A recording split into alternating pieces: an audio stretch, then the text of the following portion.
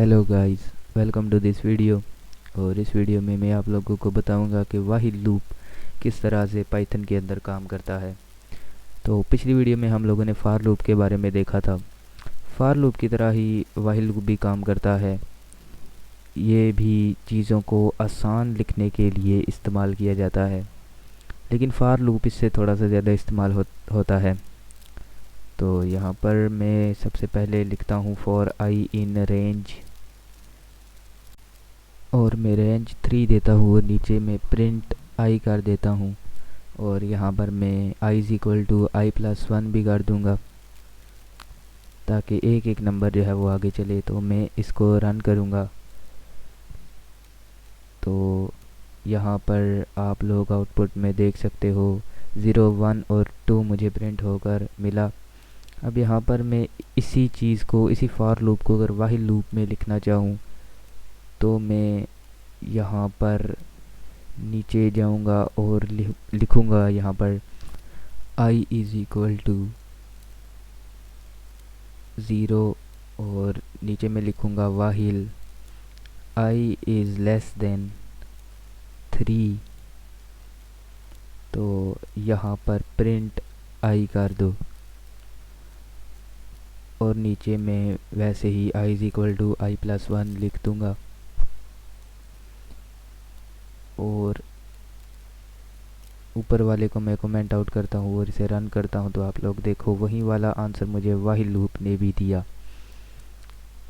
तो अब यहाँ पर मैं चाहता हूँ कि मुझे 3 तक स्टेटमेंट मिले जो मैंने दी थी। तो मैं यहाँ पर लेस देन इक्वल टू 3 कर दूँगा।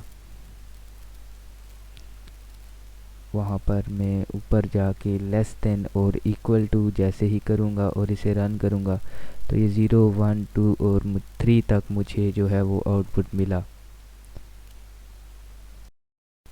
अब मैं यहाँ पर एक और एग्जांपल देता हूँ, या फिर मैं इसी प्रोग्राम को जो है वो थोड़ा सा डिफ़िकल्ट कर देता हूँ। मैं यहाँ पर लिखता हूँ इंट इनपुट, और यहाँ पर लिख देता हूँ इंटर द नंबर, और नीचे में व्हाइल लूप में भी यही लिख देता हूँ। यहाँ पर मैंने कॉपी किया और यहाँ पर इसे पेस्ट कर दिया, और इंडेंटेशन मैंने ठीक की। अब मैंने इसको रन किया, तो यहाँ पर इंटर द नंबर मैंने 2 लिखा तो 2 भी प्रिंट हो गया। मैंने 1 लिखा और 1 भी प्रिंट हो गया, क्योंकि ये दोनों 3 से लेस हैं नंबर्स। अब यहाँ पर मैं थोड़ा सा नंबर को बढ़ा लेता हूँ। मैं यहाँ पर 40 कर देता हूँ नंबर, और मैं इसको रन करता हूँ। ये मुझे एरर दे रहा है। मैं दोबारा से इसको रन करता हूँ, और यहाँ पर मैं लिखता हूँ 34, और मैं इसको करता हूँ तो ये इसने 34 भी प्रिंट करके दे दिया। अगर मैं यहाँ पर 40 नंबर दूँ तो ये मुझे 40 भी प्रिंट करके दे देगा, क्योंकि ऊपर मैंने स्टेटमेंट में while i is less than equal to 40 लिखा हुआ है, तो ये मुझे इसलिए 40 प्रिंट करके दे देगा। अब यहाँ पर नीचे मैं इसको जो है वो दोबारा रन करके 41 लिखता हूँ। 40 से बड़ा नंबर लिख देता हूँ, और मैं इसको रन करता हूँ तो इसने मुझे प्रिंट करके नीचे 41 नहीं दिया। मैं यहाँ पर नीचे लिख देता हूँ print please enter the number less than 40।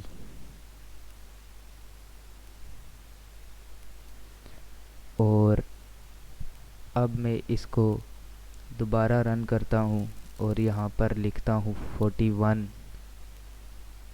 तो ये मुझे नीचे बताएगा स्टेटमेंट में please enter number are less than 40। मैं यहाँ पर एक और काम भी कर सकता हूँ। मैं यहाँ से पहले i is equal to i+1 को हटा देता हूँ, और मैं यहाँ पर एल्स कंडीशन भी डाल सकता हूँ। यहाँ पर मैं सबसे पहले i is equal to i+1 को हटाता हूँ और मैं यहाँ पर लिख देता हूँ एल्स, और नीचे वाली स्टेटमेंट जो है वो वैसे ही रहने दूंगा।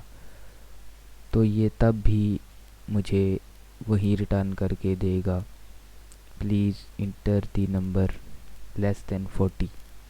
मैं एल्स लिख कर और दोबारा इसको रन करता हूँ तो यहाँ पर 41 लिखता हूँ, तो आप लोग देखो इसने मुझे वही दिया। तो ये काम हम इफ एल्स स्टेटमेंट से भी कर सकते हैं। इसको अब मैं यहाँ पर कमेंट आउट करता हूँ और नीचे एक और एग्जांपल देता हूँ। मैं यहाँ पर नंबर्स को उल्टा शो करवाना चाहता हूँ, यानी कि पहले 5 आए, फिर 4, फिर 3, फिर 2 और फिर 1 आए। तो मैं यहाँ पर लिखूँगा काउंट इज़ इक्वल टू 5 और मैं यहाँ पर व्हाइल लूप का इस्तेमाल करूँगा और मैं लिखूँगा while count is greater than 0। तो प्रिंट कर दो काउंट को, और नीचे मैं लिख देता हूँ count is equal to -1। Count is equal to count -1। अब मैंने ये लिखा, जब मैंने इसके साथ -1 दे दिया तो ये पहले 5 प्रिंट करके देगा, फिर 4, फिर 3, फिर 2 और फिर 1। तो अब मैंने इसे जैसे ही रन किया तो आप लोग देखो इसने मुझे पहले 5 प्रिंट करके दिया, फिर 4, फिर 3, फिर 2 और फिर 1। अब मैं यहाँ पर चाहता हूँ कि नीचे मुझे लिखा हुआ नज़र आए I am inside the loop. तो मैं यहाँ पर भी एल्स स्टेटमेंट का यूज़ कर सकता हूँ और यहाँ पर नीचे में लिख देता हूँ